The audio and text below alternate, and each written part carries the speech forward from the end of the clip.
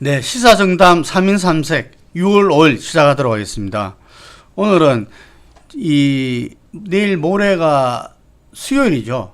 그 7일 날인데 거기서 장관 그 세 분에 대한 인사청문회가 시작됩니다. 그리고 이 인사청문회를 한 김상조 공정거래위원장의 어떤 청문 보고서 채택 여부가 결정이 되는 거죠. 그래서 바야흐로 이제 인사청문회가 본격적으로 전개되고 있다.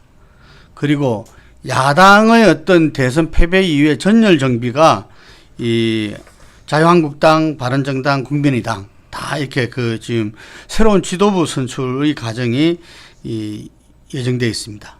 그러면서 어떤 지금 추경 평산 11조에 달하는 추경 평산에 대해서 짚어보도록 하겠습니다. 우선 김상조 인사청문 보고서, 어쨌든 청문회 과정을 거치면서 대부분 좀 해명됐다. 예, 그러면서 처음에는 비리 종합 세트다. 뭐 정우택 이 자유한국당 원내대표 그렇게 이야기했죠. 근데 그 많은 부분들이 실제로는 구체적인 어떤 해명에 따라서 아마 국민들 눈높이에서 양해될 수 있는 수준 아니냐, 이런 이야기들이 있습니다. 예, 인사청문회를 거치면서 김상조 공정거래위원장 내정자 같은 경우에는 오히려 이제 의혹은 많이 해소가 되고, 오히려 그동안 야당이 지나치게 확실한 근거 없이 의혹 제기를 심하게 했다, 이런 쪽으로 여론이 돌아섬으로 해가지고 지금 분위기는 재벌 개혁을 위해서는 보고서를 채택을 해야 된다, 그런 분위기가 국민의당이나 그런 쪽에서는 뭐 저게 된 것 같고, 여전히 뭐 자유한국당에서는 반대를 하고 있습니다만은 국민들 눈높이에서는 큰 문제가 없을 거로 그렇게 봐집니다. 3+2 전략 들어보셨습니까? 못 들어봤습니다. 지금 5당 체제잖아요. 그래서 이 더불어민주당, 여당인 더불어민주당과 정의당이 합한 의석과 이 보수정당인 자유한국당과 바른정당이 합한 의석이 비슷하대요. 그래서 지금 국민의당이 캐스팅 보트를 한다. 그래서 국민의당까지 포함시키면 3이 되고, 그러니까 3이 되는 쪽이 이제 이긴다는 이야기죠. 이게. 그래서 3+2 전략을 갖다가 이야기 하던데, 지난번에 여실히 이낙연 총리 그때는 보여줬잖아요. 본회의 동의안, 인준 동의안에서도 보여줬고, 이번에 어떻습니까? 인사청문 보고서 채택.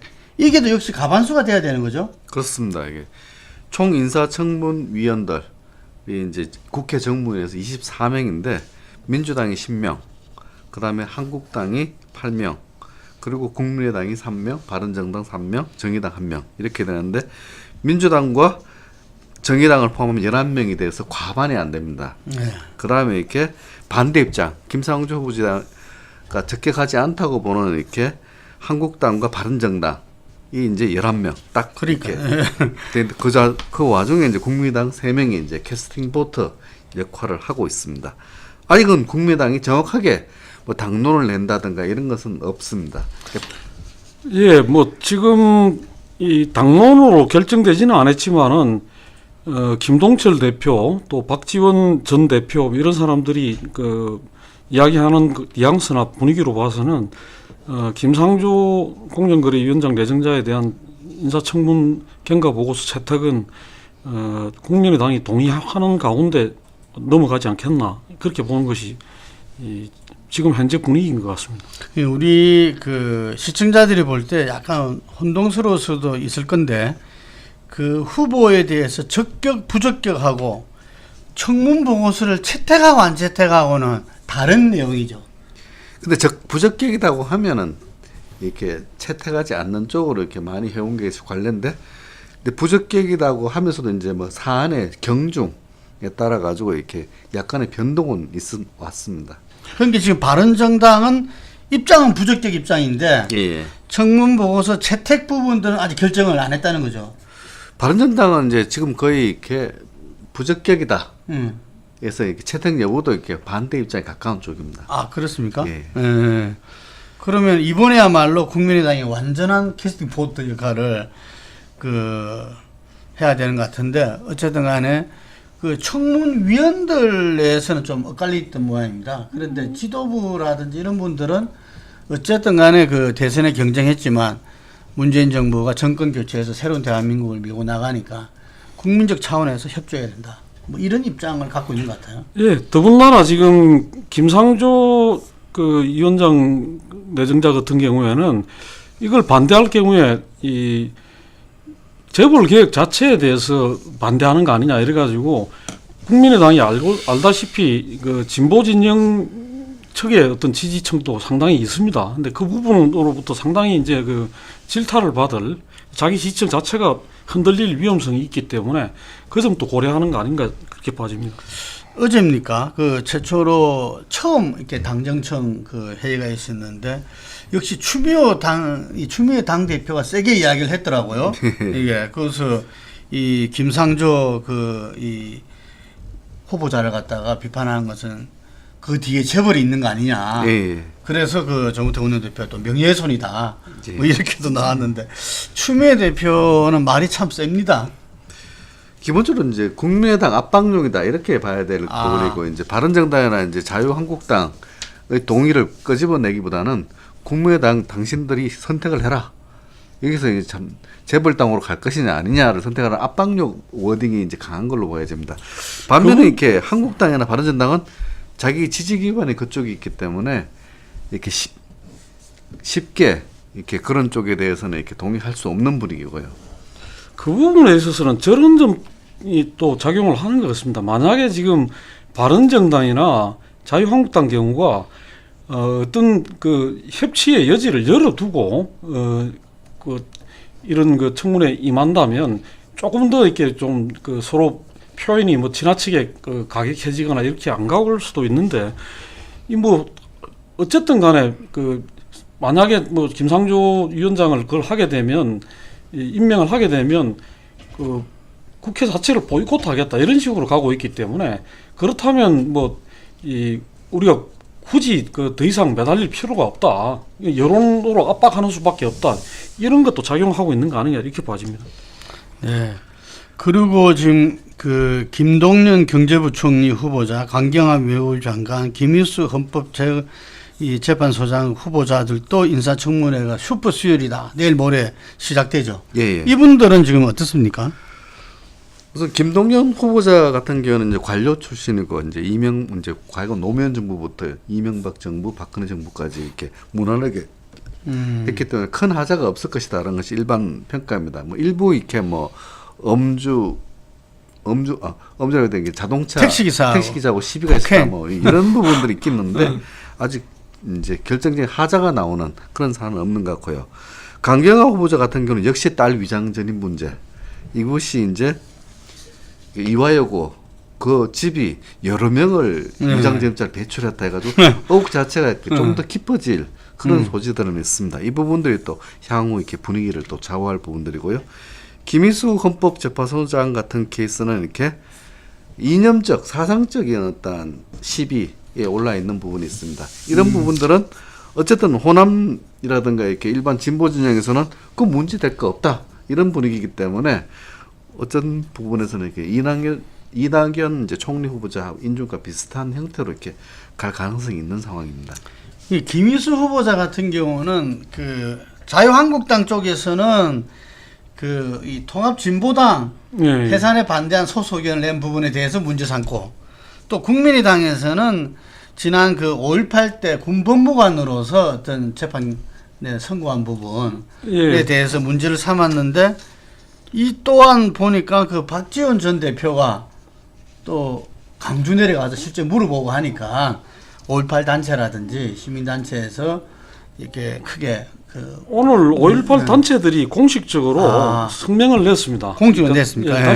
다시 말해서 이제 김희수 내정자의 후보자의 경우에는 당시에 중이었기 때문에 재판에 어떤 결정적인 영향을 미칠 만한 위치에 있지 않았고 또 실제로 어떤 그 판결 내용이나 이런 부분이 우리가 납득을 못할 수준이 아니다 그런 이야기를 하면서 그 이후에 이렇게 그 여러 차례에 걸쳐서 진보적인 어떤 그런 그걸 보여왔기 때문에 이분이 그 헌법재판소장이 돼가지고 역할을 해주는 것이 바람직하다고 본다는 것이 5.18 단체들의 오늘 입장이었습니다. 그렇기 때문에 그 국민의당 경우에 뭐 굳이 이제 그 남은 부분은 통진당인데, 통진당은 조금 전에 말씀하셨듯이 자유한국당 쪽에서 세게 이제 그 공격하는 부분이고, 뭐 다른 야당에서 하는 부분이 아니기 때문에 이 부분도 뭐 크게 문제가 되지 않으리라고 생각이 됩니다. 예, 금방 제가 볼 때는 그런데 그 당시에 그 피해자 배 씨라는 부분 사형 선고를 받았던 분이 98년도에 재심을 신청해가지고 그 무죄를 받았죠. 확정됐지 않습니까? 그러면 당시에 뭐 결정적인 위치가 아니더라도 어쨌든 간에 본인이 그 판사로서 이 판결을 한 부분이기 때문에 뭐 이 국민들한테 역사 앞에서 사과한다는 하는 건 괜찮지 않아요? 그렇습니다. 그리고 이미 2012년인가요? 그때 이제 헌법재판관으로 임명이 될 때, 그때 이제 그 사과를 하고 잘못됐다. 그때 지금 돌이켜 생각하면 가슴 아픈 일이고 잘못됐다는 입장 표명이 있었습니다. 그렇기 때문에 지금 다시 이야기하는 것이 그렇게 무슨 처음 제기되는 그런 문제가 아니다. 그리고 이미 이 부분에 대해서는 한번 그 입장 표명이 있었다. 그런 문제입니다. 그건 언론에 거의 안 나온 것 같아요. 그 당시에 나와 있습니다. 나와 있습니다.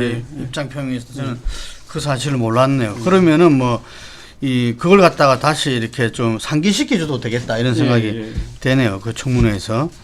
근데 역시 아마 타겟은 우리 강경화 후보자 아니겠는가.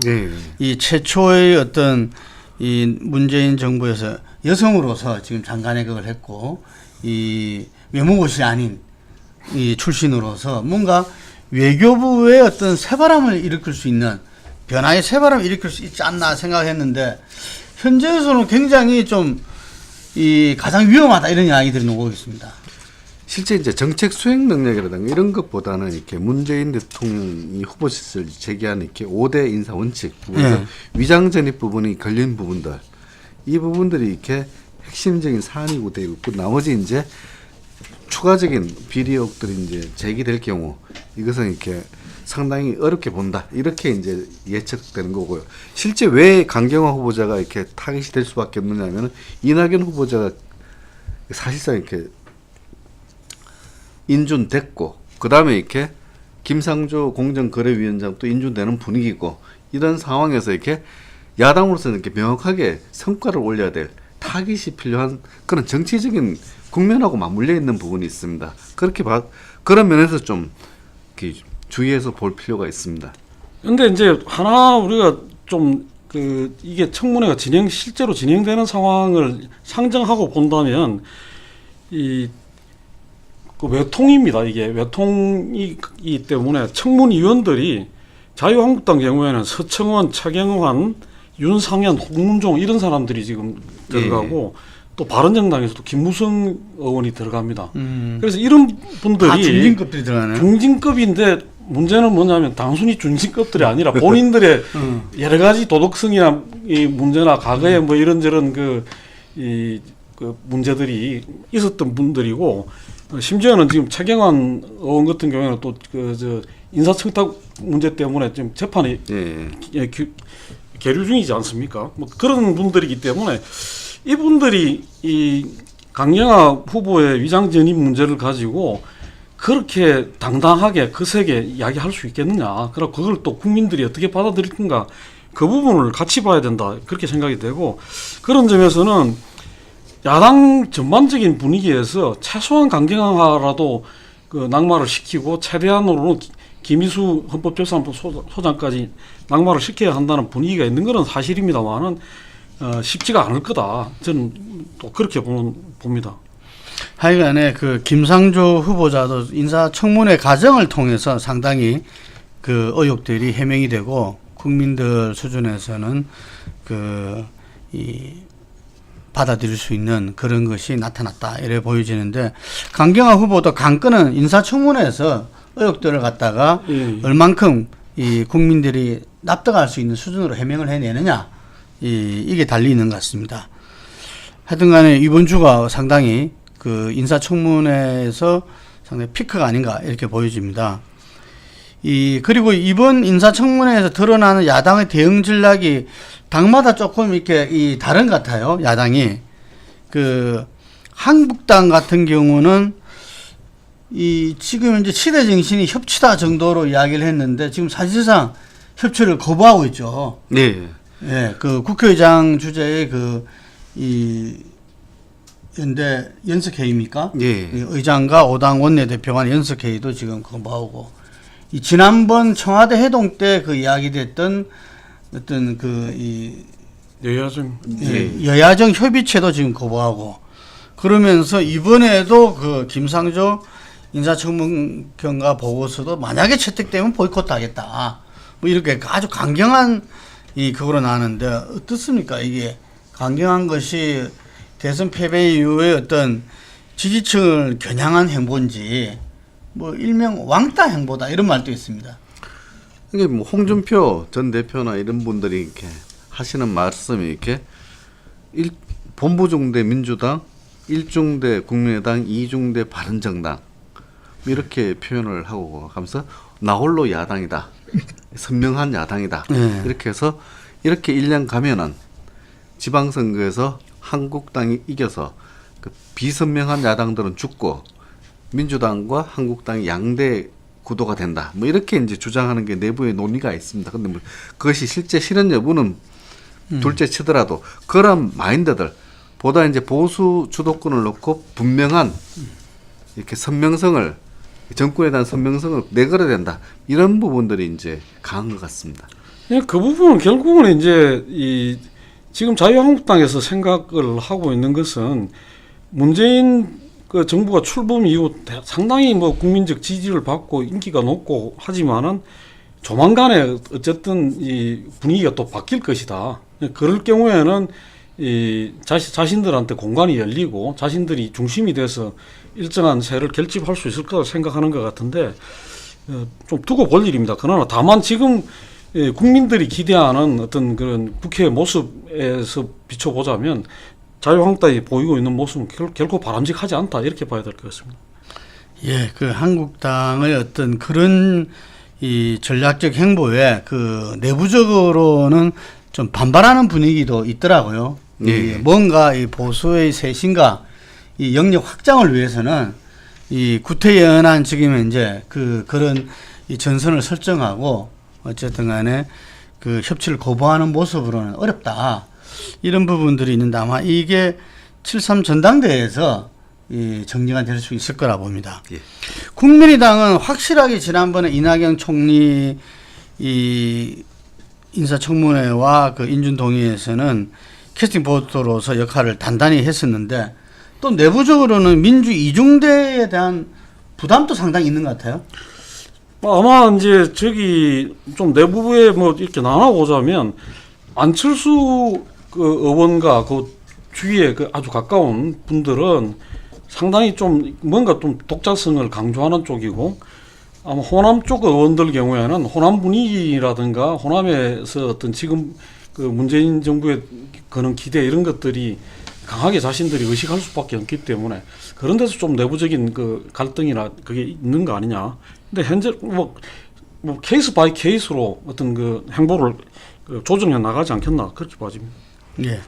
바른정당도 어떤 큰 틀에서는 협치 부분을 받아들이고 나가는데, 그러면서도 한국당의 어떤 이 보수 지지자들한테 어필하는 행보, 거기서 약간 또 이렇게 고민하고 있는 모습도 보입니다.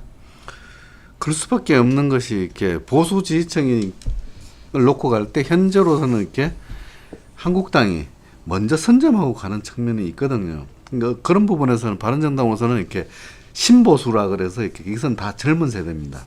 그리고 새로운 보수는 아주 모이기도 쉽지 않고 결집력도 아직은 형성되기 어려운 상황입니다. 그런데 이제 구보수라고 하는 부분들이 그래서 일정 세를 끌어오는 것이 바른정당의 활로인데, 현재로서는 이렇게 한국당이 거의 이렇게 선명야당 왕따 행보로 가면서 이렇게 바른정당으로서는 다소 곤혹스러운, 그러니까 세력 확보가 다소 어려운 뭐 그런 국면이기 때문에 이렇게 좀 고민이 있는 것 같습니다. 근데 거꾸로 생각을 하면 지금 이제 대선 이후에 자유한국당이 그 지지도가 떨어지면서 TK에서도 바른정당이 거꾸로 1등으로 갔다, 1위로 올랐었다, 뭐 그런 그 상태인데, 그렇다고 한다면 이 바른정당이 브루오션인가 아니면 지금 자유한국당이 하고 있는 것이 그 브루오션인가 이렇게 봤을 때는 여전히 저는 앞으로 미래를 본다면 자유한국당이 지금 가고자 하는 방향이 그 보수의 어떤 미래에 그 부합하는 방향이 아닌가 이렇게 봐지고, 이쪽에서 어떤 가능성을 찾아내는 것이 살 길이다, 그렇게 봐야 될 것 같습니다.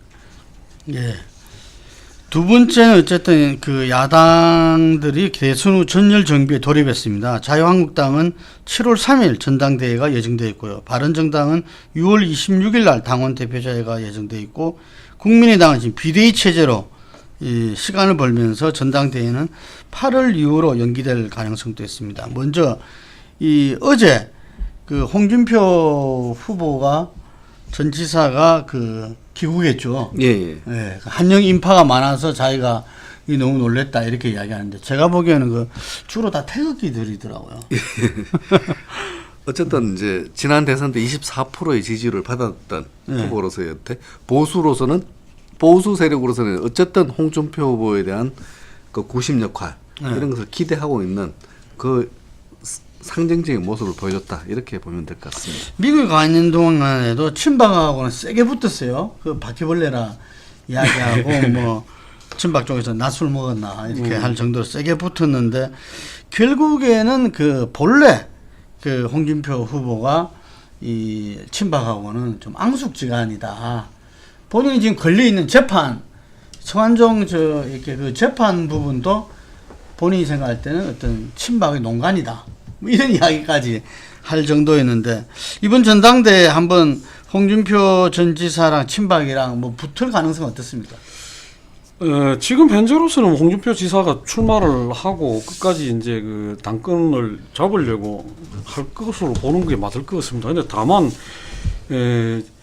직전에 선거에 패배한 그 후보가 바로 그 다음 그 아무런 어떤 가정 없이 이 당권에 도전하는 것이 우리나라 정치에서 별로 이렇게 그 익히 봐오던 모습이 아니고 굉장히 좀 어떻게 보면 생경한 모습이기 때문에, 그것이 이후에 어떻게 이제 기결이 될지, 자유한국당에는 어떻게 기결이 되고 또 본인에게는 어떤 결과로 될지, 이런 부분에 대해서는 좀 그 갸우뚱하게 만드는 부분도 있다, 이렇게 봐야 될 것 같습니다. 예. 뭐 그 사이에 초재선 사이에서는 또 정풍 운동도 이렇게 벌어지고 있다고 합니다. 지금 여러 반성회라든지 평가에 그 앞으로의 어떤 그 살 길은 뭐냐, 이런 이 세미나와 연찬회는 계속하고 있는데, 자유한국당 이번 7.3 전당대회가 마지막 기회이지 않나 이렇게 보여집니다. 바른정당은 6월 26일 날 당원 대표자 회의로 지도부를 그 선출하죠. 예. 유승민, 김문성 의원이 다 불출마를 선언했고, 이랬을 때 유승민 측의 온라인 책임 당원과 김무성 측의 조직력이 승부가 될 것이다. 예, 뭐 그렇게 다들 분석을 하고 있습니다. 예, 그 후보는 그럼 이걸 대표하는 후보는 누가 나온다는 이야기입니까? 아직 여러 명이 거론되고 있습니다. 뭐 저기 이해운 예. 의원도 이제 거론되고 있고, 황영철 의원도 거론되고 있고, 아직은 이렇게 윤곽이 드러낸 상태라기보다는 서로가 이렇게 좀 타진하는 단계, 뭐 그렇게 보면 될 것 같습니다. 예. 그리고 김세연, 이 하태경 의원도 예. 이름이 나오더라고요. 그리고 전북의 그 정운천 의원도 그 이름이 나오던데, 하여간에 이게도 일정 정도 좀 세대 교체가 일어나지 않겠나, 이런 기대도 있습니다. 기본적으로 이제 바른정당은 관심권에서 많이 벗어나 있는 상황입니다. 전대라든 걸 지도부 선출을 한다 해도 아직 우선 관심을 끌지 못하고 있는 상황 타개가 우선돼야 될 것 같습니다. 바른정당 같은 경우에는 지금 거론되는 그 면면들 가지고 과연 앞으로 이제 그 새로운 보수의 어떤 기치를 분명히 하고, 또 어떤 이 보수 진영 그 유권자들, 그 새로운 젊은 유권자들한테 관심과 기대를 받을 만한 인물인가 하는 데 대한 그 평가가 조금 유보적이겠죠. 그런 한편으로 이제 어떻게 하면 이 당의 새로운 그걸 세워낼 것인가가 지금 걸려 있기 때문에 여러 가지 이제 고민들을 하고 활로를 모색해야 되지 않겠나 그렇게 봐집니다. 국민의당이 그 이준환 인천대 교수를 대선평가위원장, 그 김태일 영남대 교수를 혁신위원장에 인선했어요. 이 상당히 되짚어 보면은 지난 대선 때 더불어민주당이 대선 패배 이후에 이 사실평가위원장이다, 그 다음에 혁신이다, 이래서 말도 많고 또 그 내부로 또 탈도 많았지만 결국 어쨌든 그 과정을 지난해 한 게 이번 대선 승리에도 좀 밑바탕을 이뤘다, 이런 생각도 드는데, 그래서 국민의당도 그때 아마 같이 그 과정을 겪었기 때문에 이 인선은 좀 신선하게 보입니다. 예, 뭐 그렇게 볼 수 있겠습니다. 그러니까 특히 이제 김태일 위원장 같은 경우에는 국민의당 기반이나 이쪽하고 굉장히 좀 거리가 있죠. 성향상으로도 그렇고 또 영남 출신이기 때문에. 그런데 이런 분을 혁신위원장으로 해가지고 당의 어떤 그 깊이 있는 수술을 이렇게 맡기는 그런 거니까 상당히 뭐 눈여겨 볼 필요가 있고 사람들한테 관심을 끌기에 충분하다고 그렇게 봐집니다.